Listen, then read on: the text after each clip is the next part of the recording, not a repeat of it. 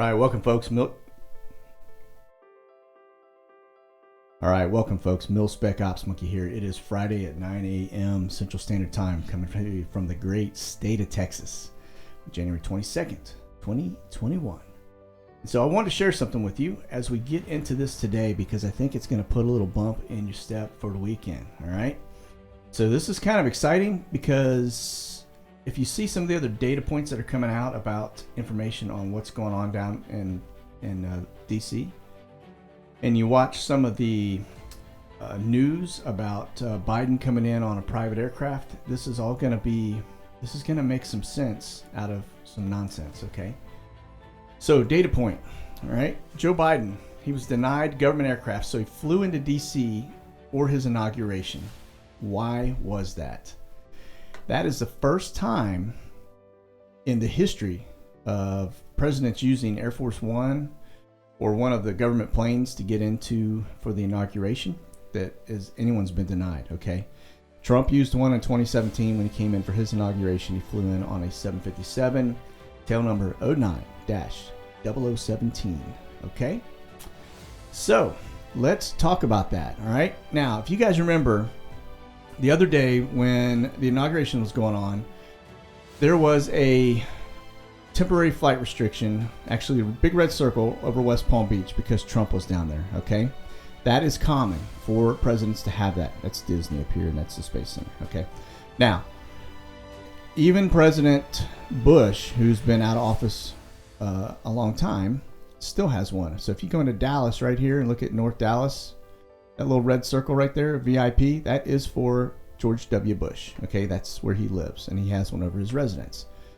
So during the Trump administration, we had the TFR that was over the White House, and then we had one over Manhattan, over Trump Tower. Okay, that was his other location. And then when he was down at Mar-a-Lago, that he would have a yellow one. Okay, well, this one was a red one over it on the 20th. Okay, which would be a permanent.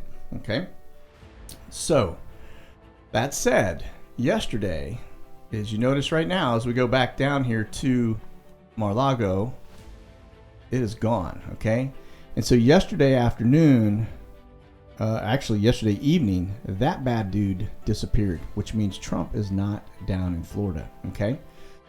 There's not one in New York. They're both gone. All right. So where does that take us? All right. Now I want to show you something because this is important. There was a flight on the inauguration day that was a C-17 Reach aircraft, call sign Reach 712 Tango. Okay.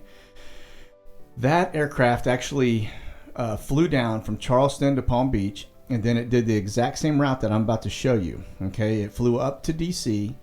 But it did it at 4:13 in the afternoon, landed up there, actually landed in Charleston at 8:23 p.m., okay? During daylight hours, it would have been in D.C. Now you can see it comes down. This is your altitude, so it lands. That airspeed line's a little bit misleading, okay, because I'll show you it actually parks and lands, all right? But they did this exact same route on Inauguration Day, all right? And I think it was a practice run for what they were going to do. Now notice their return route was a little alternate right here, and I'll show you here on the next flight, okay? So now we go over here to this one, which is Reach 713 Tango, all right? Now when this one leaves Mar-a-Lago, the temporary flight restriction is lifted. That means Trump is on this aircraft. He is being exfilled, okay? Now I'm going to show you the replay, and you're going to see the aircraft's going to go white because it's sitting on the ground up here, all right? That's why it goes white. Now, in a minute, I'll show you also, this thing clicks on through. In a minute, I'm going to also show you that it is, if you're just looking at the flight itself, you'll notice it doesn't show anything about being in DC. Technically, that should have been two legs because it parked, okay? And it was on the ground for an hour.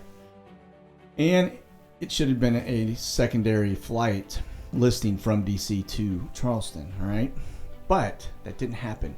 Note the time of day also, 11:26 p.m. So they did all this at night. So he was moved out in the dark of night, all right? Now, what I'm going to show you next is the log, All right. Now I want you to look at the timestamp on this. It landed in DC at 8:20 p.m. So military time, that's 20:20. Okay. It took off at 9:16:26. So 21:16:26. All right, military time. So if we go in and we do the calculation here on the time, that is exactly on ground 56 minutes 6 seconds. All right. Now for those that don't do the quick maths, this is why it's important, because Anons will take that crumb and they will do the quick maths. And what you're going to see is 5 plus 6 plus 6 equals 17. Okay? So now he could have flown on anything up there, but instead he flew on a C-17. Now you guys may remember that Pence actually was on a C-17 not too long ago when his aircraft had a bird strike. Okay? And a C-17 that was with the fleet at the time basically converted it to Air Force 2. All right. Now, let's talk a little bit about, here's what the C-17 looks like for those of you not familiar with it. All right. It is a transport, and it's made for carrying troops and the like. Okay.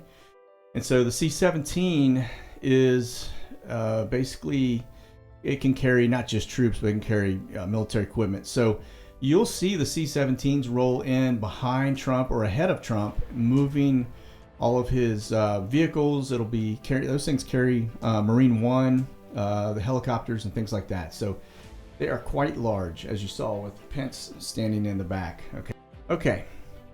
So let's point this out. The reason I'm bringing this up is if Biden, who is the incoming president, is denied a government aircraft, think about that. All right. Now, Trump, technically, if he's no longer president, he too should be denied a military aircraft. So why is he put on a C-17 military aircraft and exfilled up to DC, sits on the ground for 1 hour and some change, or actually just less than an hour, all right? 56 minutes, 6 seconds. And then he, if he wasn't there, now he could have stayed. He could have gotten off and gone to, there's some bunkers right there nearby, but I don't see him going to DC, okay? And the reason I say that is because there's some data points here. I just read an article yesterday that they were requesting another 26,000 troops be deployed to DC. Now keep in mind, there are currently, there were 65,000 troops in DC, and some of them have gone home. They said 7,000 were going to remain behind for 30 days. But I saw that there was a request went into the Pentagon yesterday that basically requested another 26,000 to come in up until September. Okay. So, but they're saying right now it would be for it'll be next 30 days. Okay.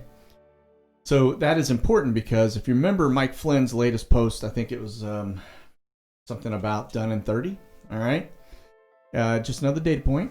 Okay. But if we look at what is installed at Charleston, okay, that base is it's a formal naval base, okay, but it's been transformed into a multi-use federal complex with 17 government and military tenants, as well as some other things for like reserve force ships and national security cutters, etc., for the Coast Guard. So that number 17 is popping up over and over and over, and I think there's a reason for it. And those folks that are doing the breadcrumbs, the anons that are out there, are going to pick up on this. Okay.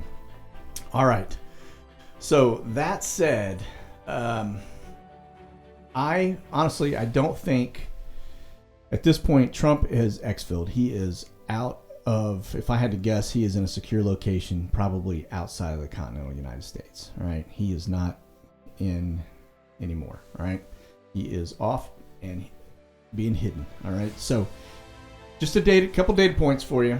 What I would say is, let's just keep an eye on what's going on, because I think things aren't as they seem, and I don't think this is over. Matter of fact, I think this is far from over. So, all right, that's all I have. I hope you guys have a blessed weekend, and hopefully this put a little beep in your bob. All right, God bless. Monkey out.